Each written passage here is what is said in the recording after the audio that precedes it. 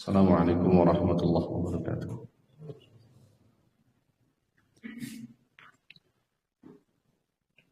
Innal hamdalillah nahmaduhu wa nasta'inuhu wa nastaghfiruh wa na'udzu billahi min shururi anfusina wa min sayyiati a'malina.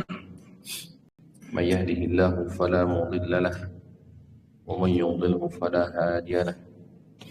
Asyhadu an la ilaha illallah wahdahu la syarika lahu wa asyhadu anna Muhammadan abduhu wa rasuluh.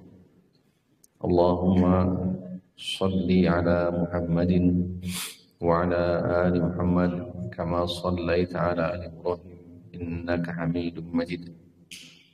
Wa barik ala Muhammadin wa ala ali Muhammad kama barakta ala ali Ibrahim innaka Hamidum Majid.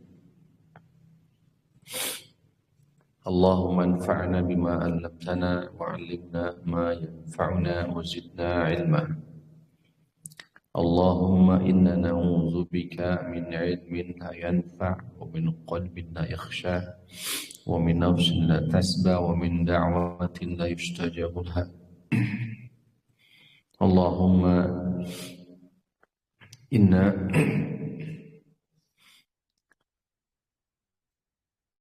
nas'aluka ilman nafi'an wa rizqan thayyiban wa amalan mutaqabbalan. Kita panjatkan puji dan syukur kita pada Allah Rabbul Alamin.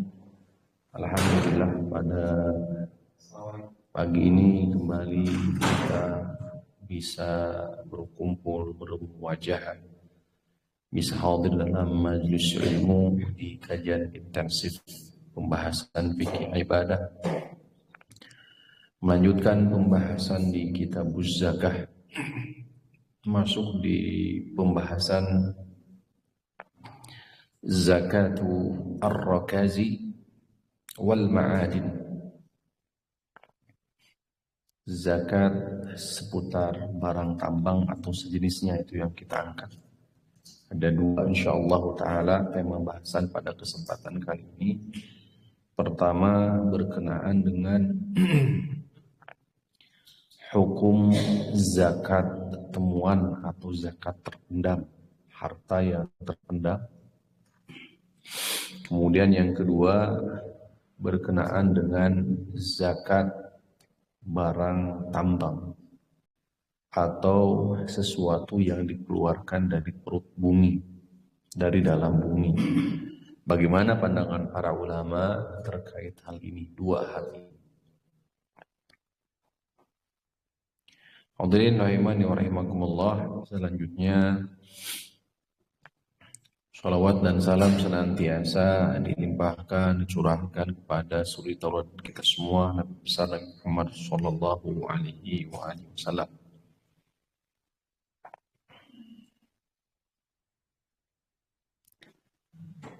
Di dalam Al-Quran,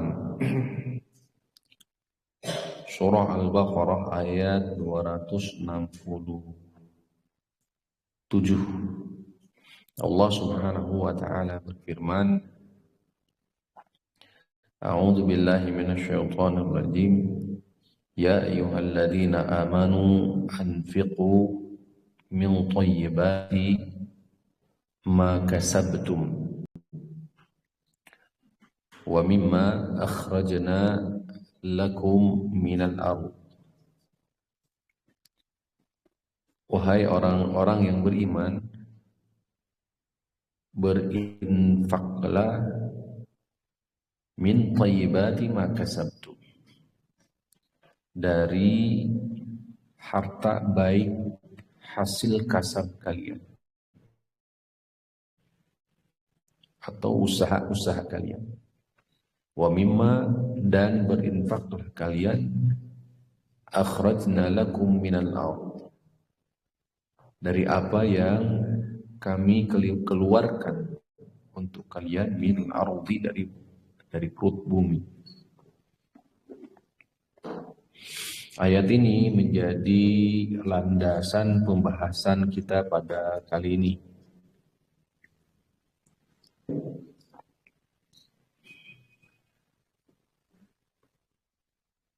Ayat ini pula Imam An-Nawawi beliau kutip di kitabnya Riyadhus Shalihin, babul infaqi mimma yuhibbu wa minal jayyidi, bab mengeluarkan infak dari sesuatu yang paling dicintai atau sesuatu yang dicintai, wa minal jayyidi, dan sesuatu yang baik. Dia mengutip 2 surat dan 1 hadis sebagai sababun nuzul daripada ayat. yakni surah Ali Imran ayat 92. Allah Subhanahu wa taala berfirman, A'udzu billahi minasyaitonir rajim, lan tanalul birra hatta tunfiqu mimma tuhibbun.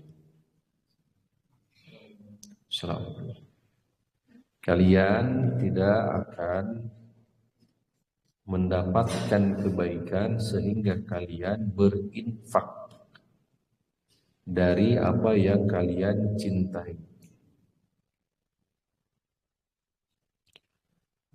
Anas bin Malik meriwayatkan sebagaimana dikeluarkan oleh Imam Bukhari, Imam Muslim, bahwasannya Abu Talhah adalah sahabat yang banyak memiliki harta di kota Madinah berupa nakhlin, ladang kurma.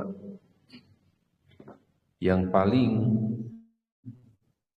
senangi dari ladangnya adalah Bayroha, karena posisinya menghadap persis ke Masjid Nabawi. Rasulullah SAW biasa memasuki ladang tersebut, yashrabu min ma'in fiha tayyibin, minum dari air yang ada di sekitar Bayroha tersebut, karena yang posisinya berdekatan dengan masjid. Ketika turun ayat ini, yakni surah Ali Imran 92, lan tanalul birra hatta tunfiqu mimma tuhibbun, kalian tidak akan pernah mendapatkan kebaikan sehingga kalian menginfakkan apa yang kalian senangi. Maka Abu Talhah pun datang kepada Rasulullah seraya mengatakan, Ya Rasulullah, Inna Allah anzala alaika hadhihi al-ayat, sesungguhnya engkau turunkan ayat ini, dan sesungguhnya harta yang paling aku cintai adalah Bayroha. Wa innaha sadaqatun lillahi ta'ala arju birraha wa dukhuraha indallahi ta'ala. Aku mengharapkan shadaqatan lillahi ta'ala. Aku jadikan ia sebagai sedekah lillah, wakaf berarti ya. Aku wakafkan tanah Bayroha ini lillah karena Allah Ta'ala. Arju birraha wa dukhraha. Aku berharap kebaikannya dan simpanan di sisi Allah Subhanahu wa Ta'ala. Fadaha ya Rasulullah haitsu arakallah. Maka pergunakanlah wahai Rasulullah bagaimanapun pandangan Allah Subhanahu wa Ta'ala untukmu. Maka kata Rasulullah SAW, bakhid. Dzalika malun rabihun, itu adalah harta yang sangat menguntungkan. Kemudian Rasulullah SAW justru mengarahkan sesuatu yang lebih baik untuk Abu Talhah. Ya. Inni ara an taj'alaha fi al-aqrabin. Aku melihat, aku memandang lebih baik engkau bagikan Bayroha tersebut di antara kerabat-kerabat dekat kalian. Kerabat dekatmu. Faqala Abu Talhah af'alu ya Rasulullah. Maka beliau bagikan. Hadirin rahimani wa rahimakumullah. Demikian pula tadi surah apa? Surah Al-Baqarah. Ya. Ini dijadikan sebagai landasan dalil bahwa ketika kita berinfak, mengeluarkan infak atau sedekah dari perkara yang paling dicinta atau sesuatu yang dicintai, bukan hal atau bukan sesuatu yang justru sisa atau sesuatu yang tidak terpakai. Ya, sisa atau barang atau sesuatu yang tidak dipakai, umpamanya kemudian baru dikasih. Nah, ini demikian pula tadi sebagai landasan dalil, yakni surah Al-Baqarah, di mana Allah Subhanahu wa Ta'ala mengatakan kepada orang yang beriman, menyuruh untuk berinfak dari harta yang baik, hasil kasab. Di antara harta yang baik itu adalah apa yang Allah Subhanahu wa Ta'ala keluarkan dari perut bumi. Maka barang tambang dan kasab yang lainnya termasuk perkara yang baik. Wallahu a'lam wa a'lam. Ada dua hadis insyaallah taala kita akan sama-sama mengkajinya.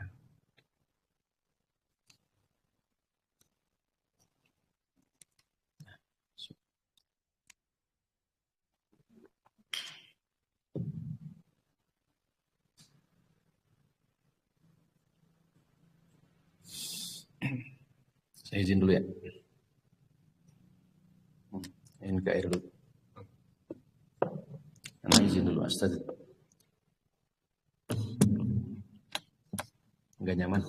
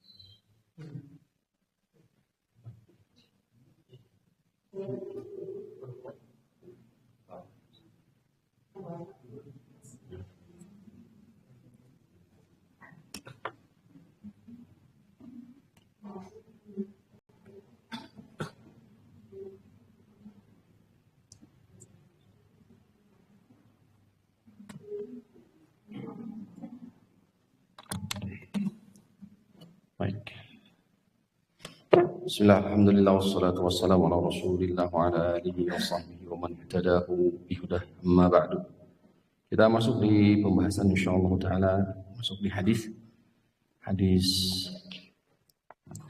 Ada 2 hadis secara umum, hanya saja secara rinci ada 3 hadis. 2 hadis berkenaan dengan zakatul rakaz, yakni zakat temuan. Hanya saja nanti harus dipisahkan dan dibedakan dengan zakat luqatah atau dengan pembahasan luqatah. Ya. Dengan luqatah, yang luqatah pungutan.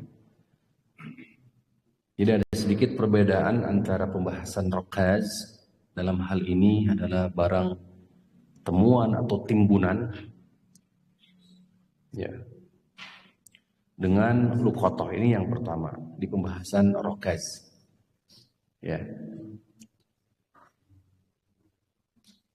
Yang kedua nanti ada pembahasan seputar zakat al-ma'adin. Al-ma'adin itu yakni barang tambang. Ini barangkali yang diangkat di tema sejatinya. Karena nanti ada 2 pandangan di antara para ulama terkait hal ini. Ada zakat atau tidak sih berkenaan dengan barang tambang. Baik, kita masuk di hadis pertama. yakni hadis Abu Hurairah radhiyallahu taala anhu. Ala kulli hal, tadi kita muqaddimah bahwasannya ini semua termasuk sesuatu yang baik yang Allah Subhanahu wa taala keluarkan untuk manusia. Sangat bermanfaat. Hadis pertama, hadis Abu Hurairah. Dikeluarkan hadis ini Imam Bukhari dan Muslim. Qala al-mu'allif rahimahullahu taala an Abi Hurairah radhiyallahu anhu. Dari Abu Hurairah radhiyallahu anhu, anna Rasulullah sallallahu alaihi wasallam qala. Rasulullah sallallahu alaihi wasallam bersabda, wa fir rikazi al-khumusu. Dalam barang ini temuan atau timbunan, al-khumusu ada 1/5. Ada 1/5.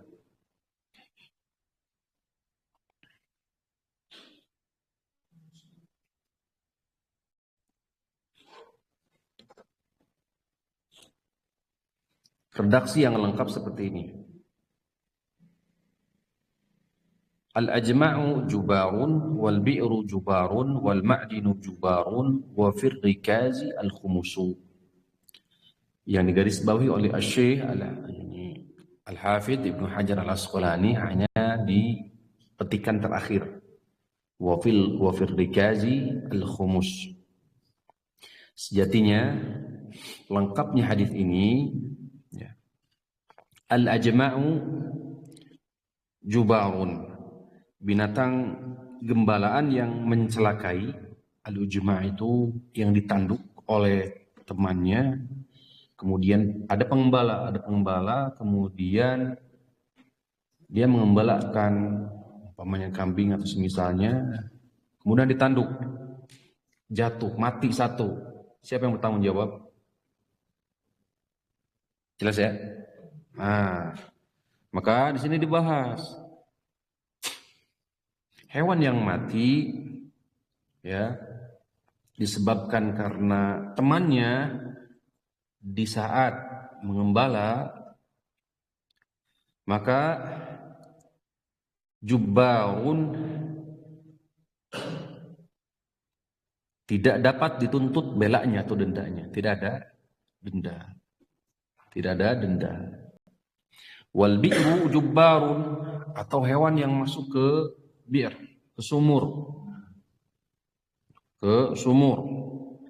Begitu juga menggali sumur dan mencelakai atau mencederai,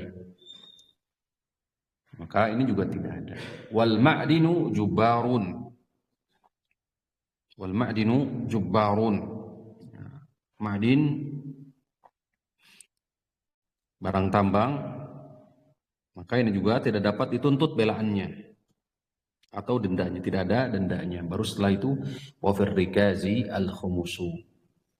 Dalam barang temuan atau terpendam itu ada seperlimanya. Ada seperlimanya. Ini hadis pertama. Sekali lagi yang dikutip oleh Al-Hafidz Ibnu Hajar Al-Asqalani di akhir daripada hadis. Wa fir rikazi al khumusu. Dalam barang tambang atau temuan itu ada seperlimanya. Nanti insyaallah kita akan paparkan. Kemudian yang kedua, hadis yang memang pembahasannya sama. Hadis Amr bin Shu'aib an abihi an jaddihi, dari Abdullah bin Amr bin As. Anna Nabiy sallallahu alaihi wasallam qala, Nabi sallallahu alaihi wa alihi wasallam berkata, bersabda, fi kanzin, tentang kanzin, yakni barang yang ditimbun. Wajadahu rajulun fi kharibatin, yang ditemukan oleh seseorang di satu tempat. In wajadtahu fi qaryatin maskunatin, jika barang tersebut ditemukan di kampung atau di pemukiman warga maskunah, fa'rifhu, maka umumkanlah.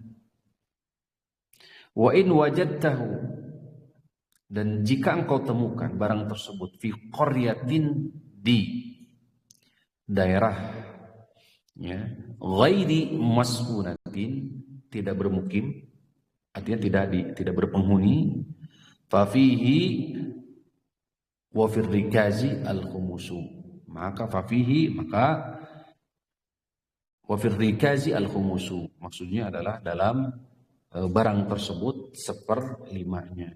Fa fihi, di dalamnya, wa fir rikazi, dalam rikaz tersebut, yaitu barang temuan pendaman tersebut itu al khumusu, ada seperlimanya. Akhrajahu Ibnu Majah bi isnadin hasan, dengan sanad yang hasan, dikeluarkan oleh Ibnu Majah. Saya ulang ya, dari pertama hadis Abu Hurairah. Pertama adalah al-ajma'u jubarun wal bi'ru jubarun wal ma'dinu jubarun wa fir rikaz khumusu. Ya, jadi dalam harta temuan atau pendaman itu ada seperlima. Al-ajma, binatang yang ditanduk. Kalau di riwayat Imam Ahmad itu, binatang yang ditanduk itu tidak ada dendanya. Wal bi'ru, demikian pula sumur, itu tidak ada dendanya, penggalian sumur.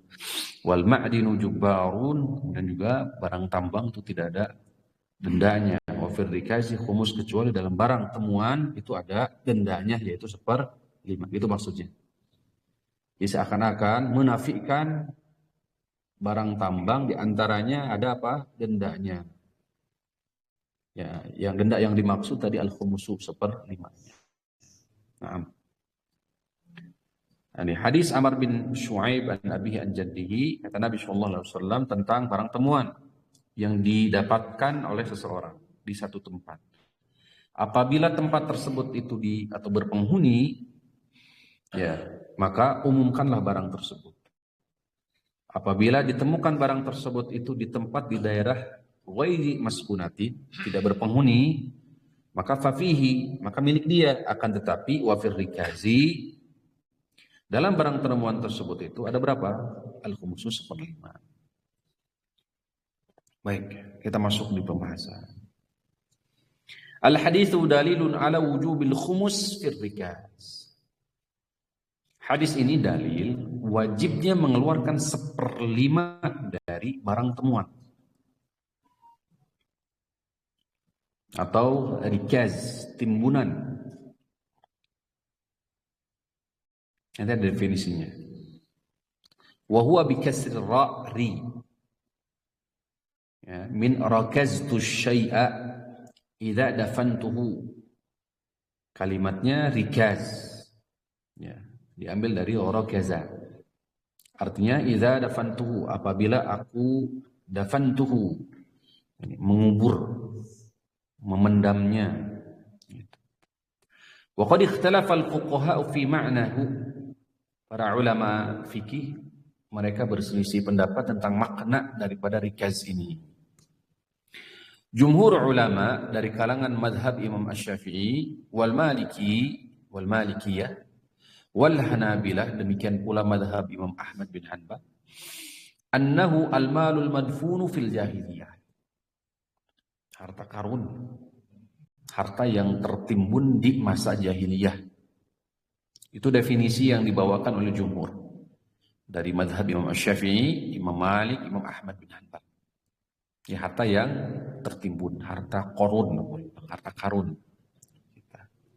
di masa jahiliyah. Wahum, mereka siapa kanu qoblal Islam, yang hidup sebelum Islam. Maksudnya adalah sebelum Rasulullah Shallallahu Alaihi Wasallam. Karena jika diitlaqkan, Islam adalah agama yang dibawa oleh para anbiya wa rasul. Ketika diitlaqkan, tapi di sini memiliki makna khusus, yaitu risalah yang dibawa oleh siapa? Rasulullah Shallallahu Alaihi Wasallam. Bisa dipahami ya? Karena nanti penyebutan jahiliyah tidak bermakna. Karena nanti disebutkan qoblal jahiliyah, sebelum jahiliyah. Jahiliyah ketika disebutkan secara khusus, diitlaqkan, maka jahiliyah yang dimaksud adalah di masa sebelum kenabian. Sampai sini dulu bisa dipahami ya? Nah, jadi sekali lagi, ketika penyebutan qoblal Islam, maka yang dimaksud adalah, ini termnya definisinya ke Islam secara khusus, muqayyad, terikat kepada Rasulullah SAW. Karena pada asalnya ketika penyebutan Islam, maka yang dimaksud adalah agama yang dibawa oleh para nabi dan usul. Awal rusul. Ya. Ya, dari Nabi Nuh atau dari Nabi Adam alaihissalam. Ya. Sawa'an akana dhahaban am fiddatan aw ghairahuma. Baik jenisnya berupa emas, perak, atau selain daripada keduanya. Ya. Wadzalika bi an tujada alaihi alamatul jahiliyati. Biasanya ada tanda. Ya, tanda apa? Jahiliyah. Kasmi malakin, seperti nama seorang raja umpamanya. Di Indonesia mungkin nama seorang raja umpamanya, di situ emas, kemudian di situ ada ukiran nama seorang raja atau tulisan umpamanya. Au muddatin zamaniyatin, atau waktu tertentu. Ya, keterangan waktu tertentu. Apapun itu bentuknya keterangannya. Wa nahwu dzalika, atau yang semisal dengan itu. Fa in lam yakun kadzalika fa in 'arafa sahibuhu a'lama bihi. Fa in lam yakun kadzalika, jika tidak demikian, fa in 'arafa sahibuhu a'lama bihi, jika tahu dia pemiliknya, jadi penemunya dia tahu. Jadi kalau seandainya penemunya dia tahu ini milik si fulan, maka kedudukan barang tersebut itu adalah kedudukannya seperti hukum luqatah. Bisa dipahami ya? Barang temuan. Dia dapat. Maka bagaimana hukum dia? Maka nanti dibahas di pembahasan luqatah, yang insyaallah taala nanti ada pembahasan jatinya. Ya, barang temuan. Salah satu syaratnya adalah i'lam, yaitu harus diumumkan. Nah, apabila sudah tahu bahwa barang tersebut adalah milik fulan atau fulan atau alan, maka bagaimana? Diserahkan kepada pemiliknya. Tuh. Fayajibu ta'rifuhu sanatan. Maka wajib bagi dia untuk mengumumkan selama 1 tahun. Sebagaimana tadi disebutkan di hadis Amr bin Shu'aib Nabi an jaddihi, wa in wajadtahu fi qaryatin maskunatin fa'rifhu. Apabila engkau dapatkan barang tersebut itu di kampung, di daerah yang berpenghuni, maka fa'rifhu, umumkan kepada orang-orang yang ada di sekitar kampung tersebut. Ini pandangan para ulama, pandangan pertama. Wa indal Hanafiyati, sedangkan menurut madhab Imam Abu Hanifah, wa akharin dan yang lainnya, huwal malu al markuzu fil ard. Yang dimaksud rikaz ya adalah seluruh harta yang terpendam di bumi. Paya ummu maka mencakup al-ma'dan, yaitu tambang, barang tambang. Atau apapun yang dikeluarkan dari perut bumi, maka dikatakan itu sebagai apa? Rikaz. Makanya kemarin kita angkat tema zakat barang tambang. Hal ini di salah satu pendapat yaitu madhab Imam Abu Hanifah, rikaz itu didefinisikan setiap barang yang dipendam atau berada di perut bumi, itu rikaz. Kalau jumhur ulama apa tadi? Apa? Jumhur ulama, mayoritas para ulama. Ini madhab Imam Malik, Imam Syafi'i, kemudian Imam Ahmad bin Hanbal. Apa? Harta yang apa? Harta temuan, lebih tepat. Hampir mirip dengan apa? Lukoto. Lukoto, harta temuan. Ya. Hanya saja umumnya harta yang tertimbun. Ya, harta yang tertimbun. Kanu biasanya sebelum Islam. Biasanya alamat tersebut. Kan berbeda. Kan kalau barang tambang itu biasanya di kedalaman sekian. Ya, jelas ya. Jadi caranya nanti yang berbeda. Kalau rikas itu biasanya entah itu umpamanya membangun rumah, kemudian bikin pondasi, digali. Kan berbeda dengan barang tambang kan. Proses penambangan dengan menggali atau gali parit umpamanya kan gitu ya, kan berbeda kan prosesnya. Inilah barangkali yang menjadikan perbedaan pandangan para ulama. Sehingga kalau kita bikin rumah, gali pondasi, kemudian kita mendapatkan emas di situ, kategorinya apa? Ini kategorinya rikaz di situ, bukan kategori ma'dan. Ma'dan itu tambang. Ini bukan tambangan yang seperti itu. Nah itu disebutnya rikaz. Rikaz. Saya tidak angkat dengan rikaz, kalimat rikaz karena mungkin untuk kita masih dalam tanda kutip masih asing ya.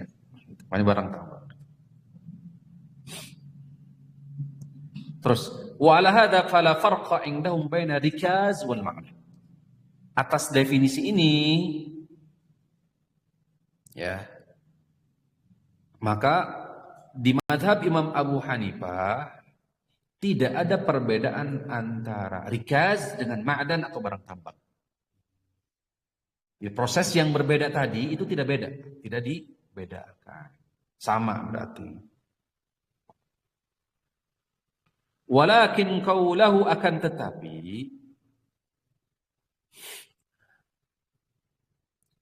seperti tadi yang sudah disampaikan, di redaksi yang dibawakan oleh Imam Al-Bukhari, itu ada penyebutan wal ma'danu jabbarun atau jubarun. War rikazu wa fir rikazil khumusu. Barang tambang itu tidak ada dendanya, sedangkan rikaz itu ada 1/5. Dipisah antara barang tambang dengan rikaz tadi, barang temuan. Hampir mirip dengan luqata. Yaqtadi anna rikaza ghairul ma'dan, menunjukkan bahwa rikaz dan ma'dan, rikaz tadi kan begini, maksudnya kalau kayak seperti luqata itu pembahasannya kan luas ya. Luqata itu lebih luas. Kalau rikaz ini lebih identik ke hampir mirip dengan barang tambang, ma'dan juga, hanya saja dari sisi proses yang berbeda saja itu. Kalau barang tambang kan jelas, dari sisi kedalamannya sekian, kalau rikaz itu tidak seperti itu, dari sisi kedalaman. Hanya saja kalau luqata itu lebih umum, luqata itu bisa jadi barang temuan di atas permukaan tanah. Nemu gitu kan, kategorinya luqoto. Uang umpamanya umlah berapa, kita dapat itu luqoto.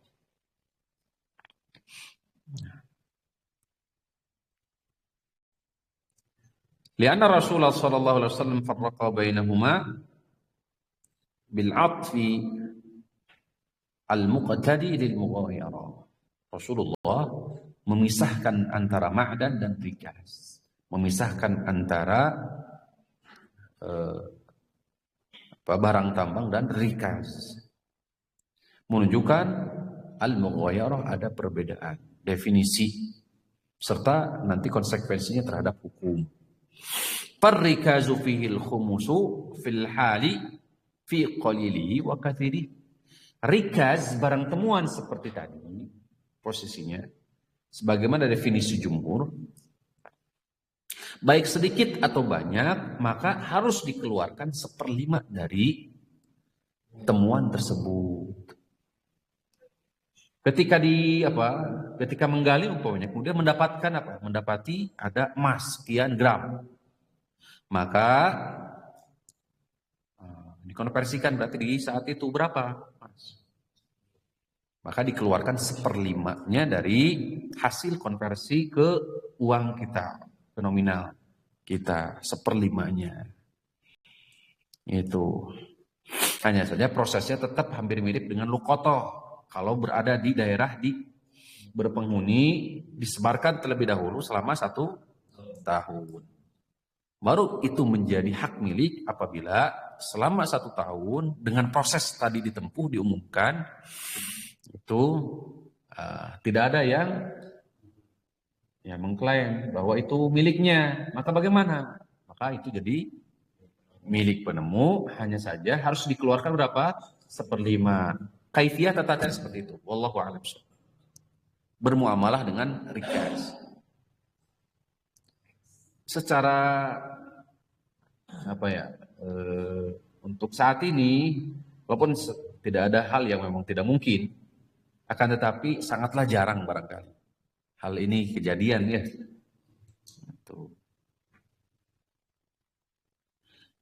Ya sekali lagi kalau rikaz harus dikeluarkan baik besar ataupun sedikit, 1/5. Sawan kana wajiduhu musliman am zimmiyan saghiran kabiran. Akilan majnunan. Baik yang menemukan itu seorang muslim, zimmi sekalipun, ya, kafir zimmi, saghiran au kabiran, ya, anak kecil, dewasa, berakal atau gila sekalipun, karena ilahnya berada di mana? Di barang temuan itu sendiri. Jadi tidak kembali taklifnya kepada siapa? Penemunya.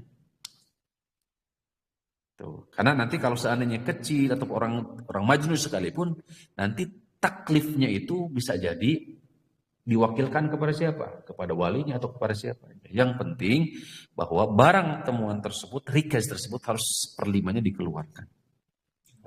Li'anna al-hadits alladhi awjaba al-khumusa fihi lam yufarriq baina wajidin wa wajidin. Karena pembahasan al-khumus yang tertera di hadis tidak memisahkan, tidak membedakan antara penemu. La yushtaratu lahu an-nisab. Demikian pula tidak ada syarat nisab. Nisabnya berapa sih? Kalau emas kan kurang lebih sekitar 80 atau 85 gram. Kalau ini nggak ada, mau besar sedikit, ya maka 1/5-nya harus dikeluarkan. Wala yu'tabaru lahu haul, nggak ada haul juga. Berarti tidak menunggu 1 tahun. Hanya saja sekarang bagaimana dengan tadi? Tertera di hadis harus diumumkan belum? 1 tahun. Nah, itu setelah kepemilikan berarti. Setelah kepemilikan utuh maka baru dikeluarkan.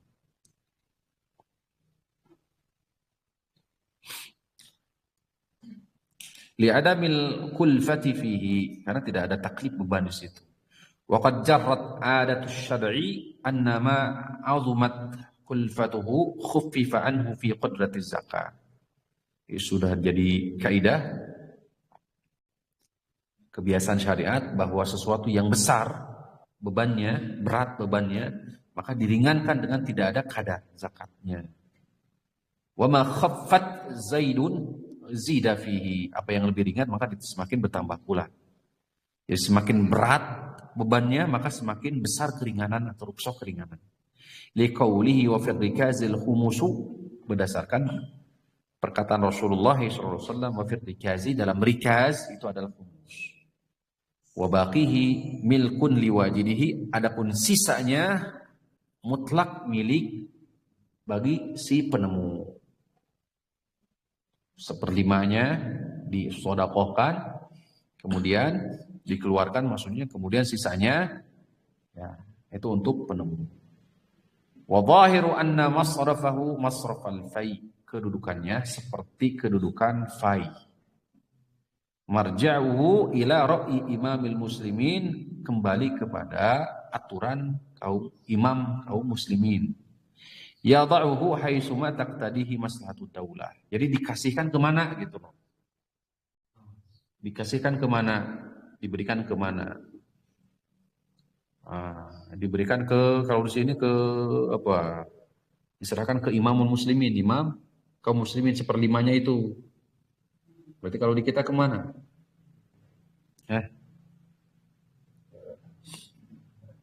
Ke negara. Itu yang sedikit bagaimana? Wa huwa ikhtaru Abu Ubaid. Ini yang dipilih pendapatnya oleh Abu Ubaid. Wakila masrafuz zakah.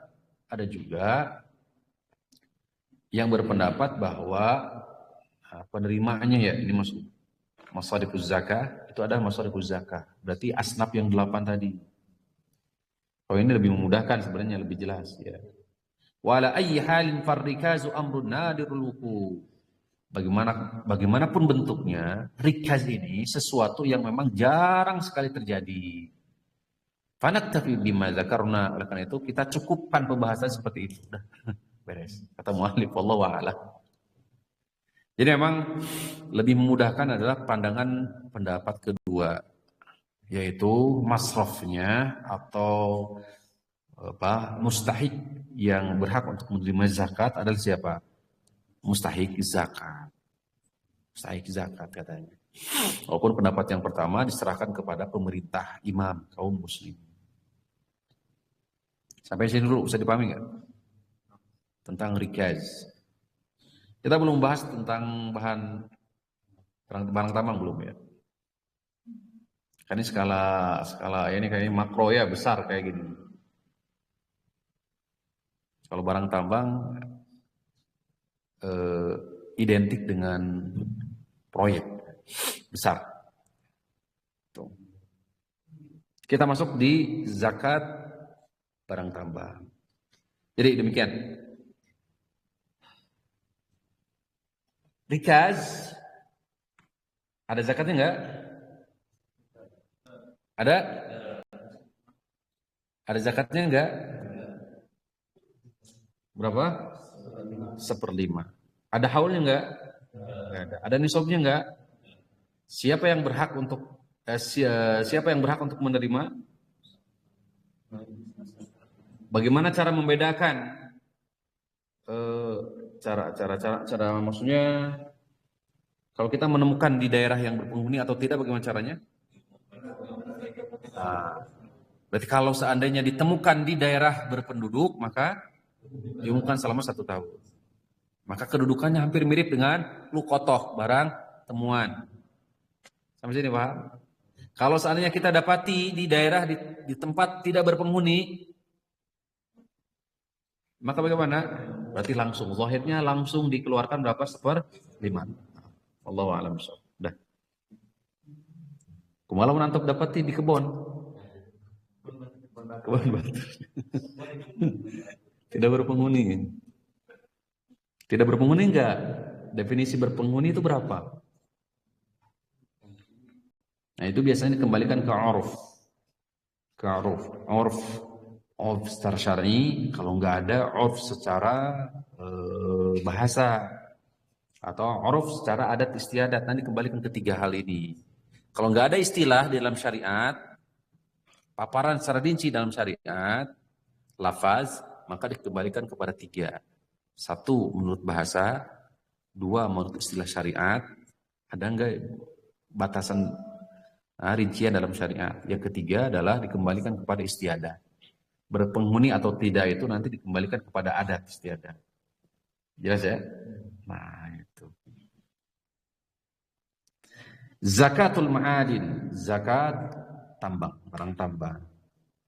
An Bilal bin Harithin, An Bilal bin Harith radhiyallahu anhu, dari Bilal bin Harith, yakni Abu Abdurrahman Bilal bin Haris al-Muzani al-Madani, wafdun ala Nabi, utusan, ya, tamu kepada Nabi SAW di tahun 5 Hijriah. Sakana bil Ash'ar wara al-Madinah, tinggal di Ash'ar, di belakang percis kota Madinah. Kemudian berpindah ke Basrah. Jadi Bilal bin Harith radhiyallahu anhu. Sahabat Rasul banyak ya. Ketika Futuh Mekah itu sampai 10.000 lebih. 10.000 lebih. Ya, yang menunaikan apa? Ini Fathu Mekah. Belum setelah itu banyak para sahabat yang masuk Islam setelah Fathu Mekah. Dan wafdun, utusan-utusan masuk Islam, datang kepada Rasulullah, masuk Islam setelah itu. Sehingga jumlah sahabat itu banyak. Kata Rasulullah, anna Rasulullah sallallahu alaihi wasallam, bahwasanya Rasulullah sallallahu alaihi wasallam mengatakan, bahwasanya Rasulullah SAW akhada minal ma'adini, beliau mengambil dari ma'adin, yakni pertambangan, al-qabaliyati as-sadaqata, pertambangan qabaliyah, sedekah.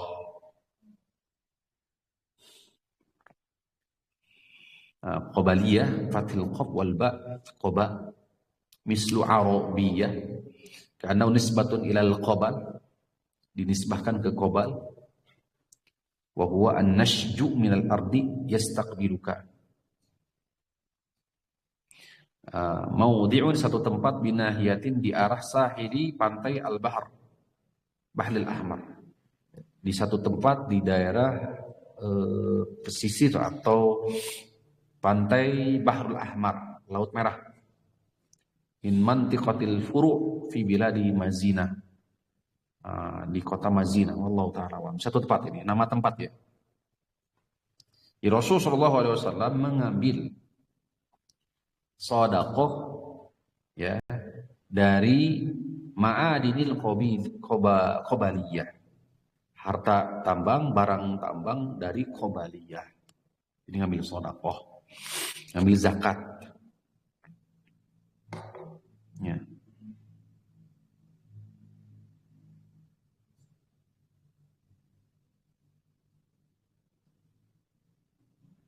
Hadis riwayat Abu Dawud, hadis ini diriwayatkan oleh Imam Abu Dawud, demikian pula Imam Malik di kitab Al-Muwatta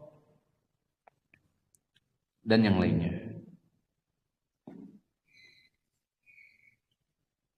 Kita masuk di pembahasan. Istadalla bil hadithi man qala bi wujubi zakati fil ma'adinil mustakhrajati minal ardi. Hadis ini dijadikan sebagai landasan dalil para ulama yang mewajibkan zakat pertambangan atau zakat hasil yang dikeluarkan dari bumi.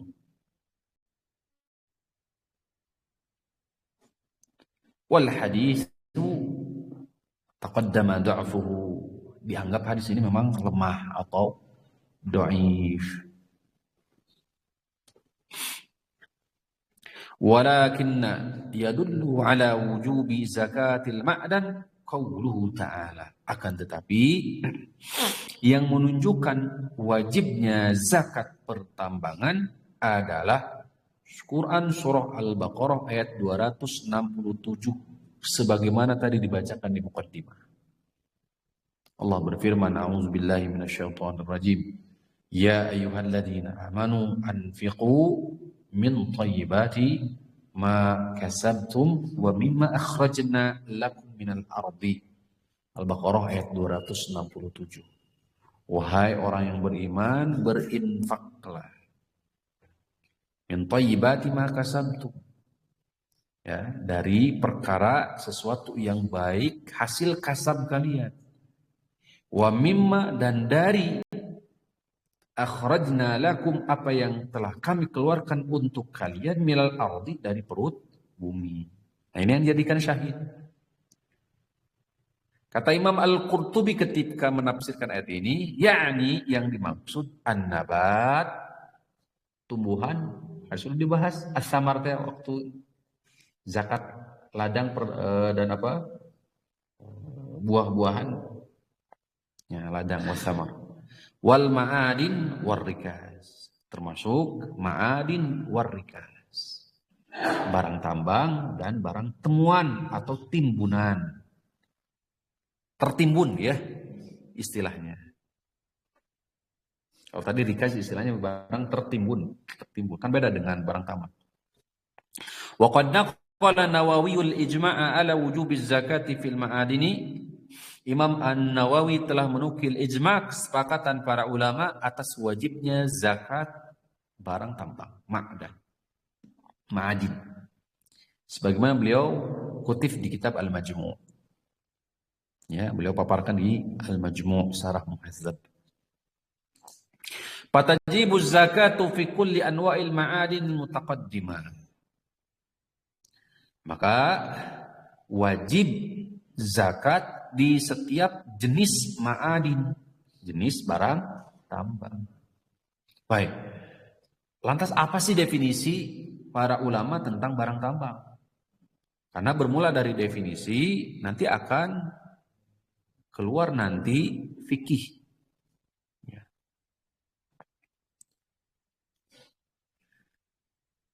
Lugatan secara bahasa, ma'din, jamak dari ma'din bi fathil mim wa kasrid dal, ma'adin, ma'din.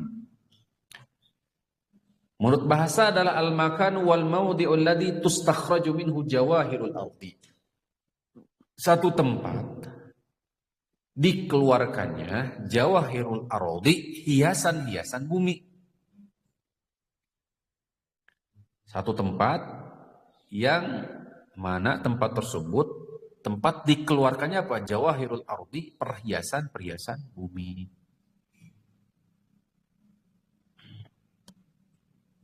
Jawharah. Wa indal fuqaha, menurut para ahli fikih, kullu ma kharaja minal ardi, apapun yang keluar dari bumi, mimma yakhluqu fihi min ghairiha, mimma lahu qimatun. Jadi sesuatu yang berharga dari perut bumi, sesuatu tersebut itu yakhluqu fiha, jadi tumbuh. Barang tambang itu kan hasilnya dari apa? Ya seperti batu bara, mungkin dari apa? Terus apa lagi? Minyak itu dari apa? Itu kan hasil bumi. Ya, hasil bumi. Yang dulunya jenisnya bukan itu kan? Kayak seperti batu bara, asalnya dari apa sih? Yang seperti itu kan. Jadi yang tercipta oleh bumi itu sendiri, sehingga berubah bentuk. Asalnya dahulu bukan demikian, tapi karena waktu lama sehingga berubah menjadi perhiasan bumi. Manfaat. Itu maknanya. Wa hadza ta'riful Hanabilah, inilah definisi yang dibawakan oleh Imam Ahmad bin Hanbal atau madhab Imam Ahmad bin Hanbal. Wa huwa ta'rifun jayyidun, ini adalah definisi yang baik. Wa bihi, dengannya, yatabayyanul farqu bainar rikaz wa bainal ma'dan. Dengan ini maka jelas perbedaan antara rikaz, tadi pembahasan barang temuan, wa baina al-ma'dan, dan barang tambang. Barang temuan berarti barang apa tadi? Jelas tuh bahasanya. Barang temuan berarti kayak seperti emas yang sudah jadi kemudian terpendam, tertimbun, gitu. Kalau barang tambang bagaimana? Dia tumbuh disebabkan proses. Jelas ya? Subhanallah, sini ngebahas ini. Fa innar rikaza makana bi fi'lin adami. Kalau rikaz itu mutlak perbuatan manusia. Emas umpamanya. Tadi, ya. Min rokaz itu syai' idza dafantuhu. Sengaja ditimbun atau ditimbun, dikubur. Wal ma'din nabatun, tumbuh, anbatahullahu fil ardi, Allah lah yang menumbuhkan barang tersebut di perut bumi. Walaysa biwad'i adami, tidak diletakkan, tidak dibuat oleh siapa? Manusia. Wa hadza tafriqu huwa ra'yul jumhur. Inilah pandangan jumhur ulama, perbedaan antara rikaz dan ma'din. Barang temuan atau barang apa tadi, timbunan, dan barang tambang. Ammal Hanafiyata, adapun Hanafiyah, madhab Imam Abu Hanifah, wa man wafaqahum, dan siapa yang memang selaras dengan pandangan Imam Abu Hanifah, yarawna annal ma'adina rikazun, ma'dan itu sama, ma'din itu sama dengan rikaz. Berarti berapa? 1/5 harus dikeluarkan.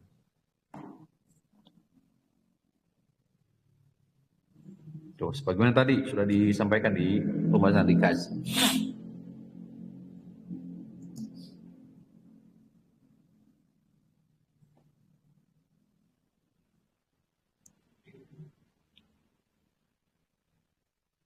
Selanjutnya, fatazibu zakatu fi kulli anwa'il ma'adin mutaqaddimah, apapun jenis daripada barang tambang tersebut itu ada kewajiban untuk zakat, dikeluarkan zakatnya.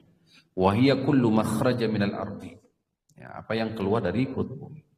Wa li'anna hadha yatamashsha ma ahkami syari'ati shalihati li kulli zamanin wa makan. Karena ini berjalan seiring dengan hukum syariat, sisi maslahat.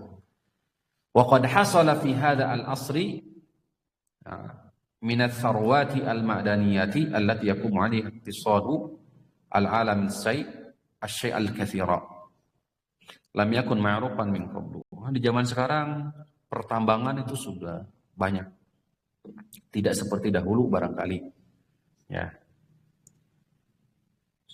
Wala siyama al-ma'adinus sa'ilah, apalagi bentuknya barang tambang yang cair. Kan nafti, bitrul minyak, seperti minyak, wal ghaz, gas, itu minyak, gas. Wa hadha madhhabul Imam Ahmad, ini adalah madhabnya Imam Ahmad sebagaimana definisi yang dibawakan oleh beliau dan madhab Imam Ahmad yang lainnya dan jumhur. Wa inda Malik wa Syafi'i wa Dhahiriyah la yajibu fi syai'in fil ma'ad zakatun ghairu dhahab wal fiddah. Kalau di madhab Imam Asy-Syafi'i, Imam Malik, tidak ada zakat apapun kecuali apabila jenisnya barang tambang itu emas dan perak saja. Ya, kalau di Imam Ahmad, apapun bentuknya, jenisnya, barang tambang tersebut yang dikeluarkan dari perut bumi itu, maka ada zakat. Jelas ya?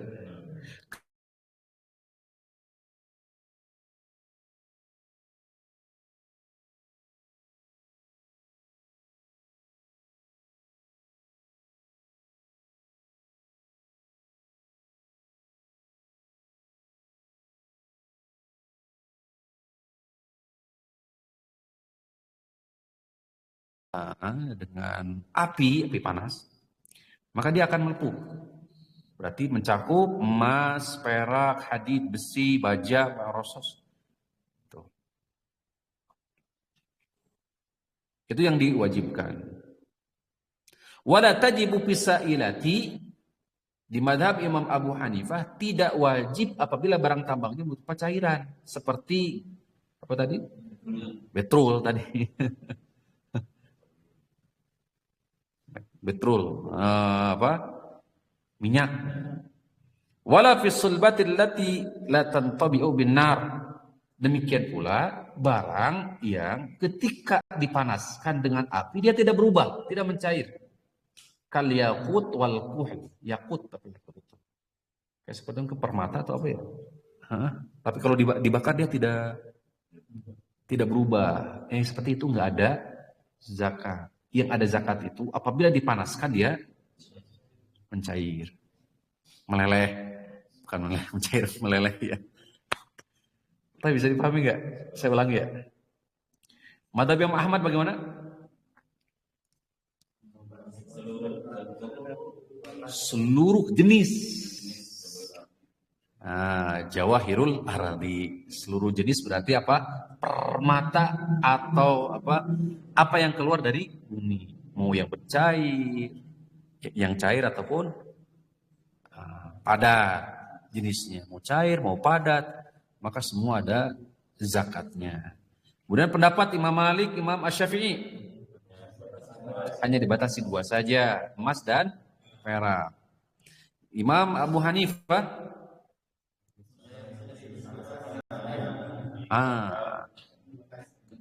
jenisnya hanya dibatasi kepada yang ketika dipanaskan dia meleleh. Emas, perak, kemudian tembaga, besi dan seterusnya. Timah berarti ya masuk situ. Adapun yang padat atau mencair dari jenisnya, maka itu tidak dikenakan zakat.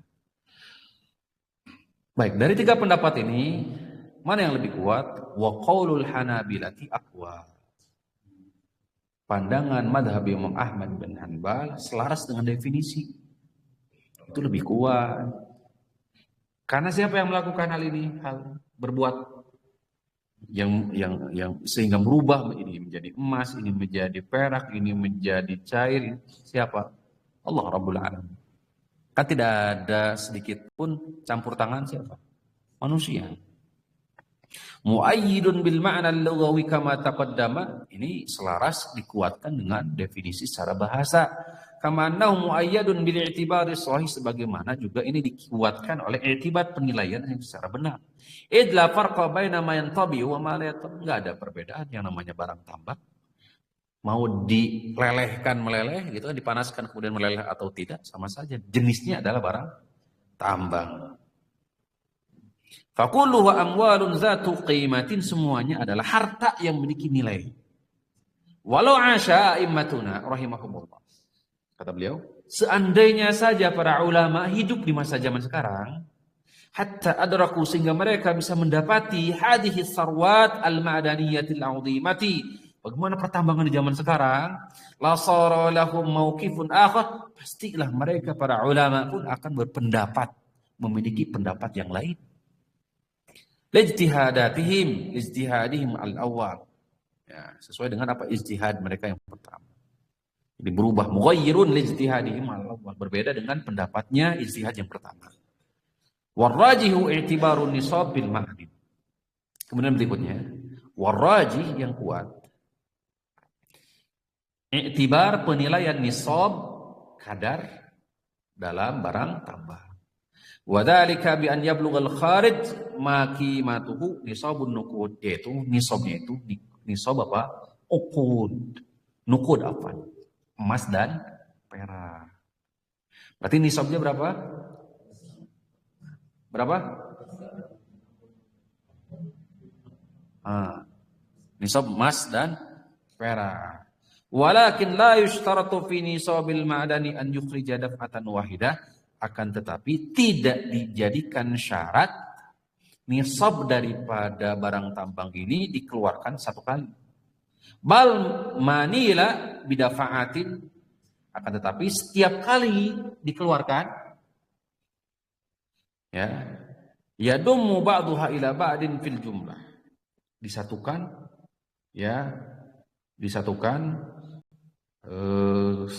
sebagian dengan sebagian yang lain. Li'annal ma'din la yanalu illa hakada ghaliban, karena pertambangan itu prosesnya demikian ya. Satu kali pengambilannya kan berproses gitu. Jadi nanti dihitungnya adalah apa? Wa yab'udu istikhrajun nisab daf'atan wahidah. Jadi tidak mungkin sesuatu yang mustahil kalau seandainya penghitungan nisabnya itu dihitung dari satu kali penarikan. Tapi dihitung dari dasarkan apa? Sebagian demi sebagian itu. Wal wajib fihi rub'ul usyur. Kiasan alal wajibi fi naqdain. 2/5 berarti ya. Seperempat kias mengkiasan kepada kewajiban yang harus dikeluarkan dari emas dan perak. Li'anna fi ikhrajihi kulfatun ma'unatun. Nah. Wallahu ta'ala a'la wa a'la. Udah beres pembahasan seputar apa? Zakat barang tambang. Allah ta'ala.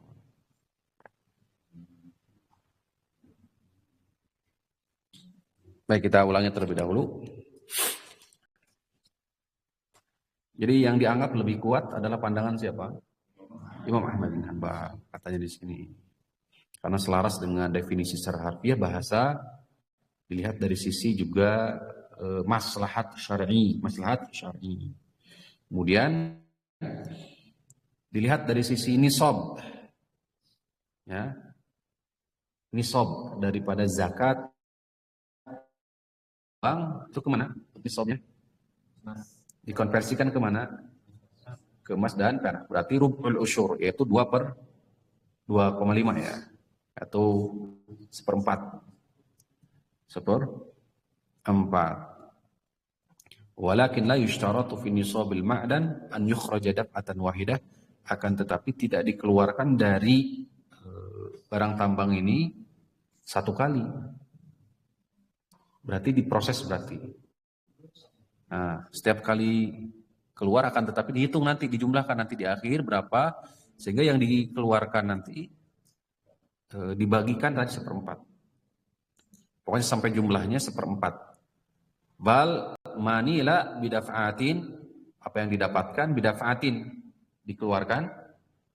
Kemudian yadumu ba'duha ila ba'din fil jumlah, kemudian nanti dihitung. Ya, sehingga jumlahnya yang dikeluarkan berupa zakat itu adalah 1/4 dari jumlah total.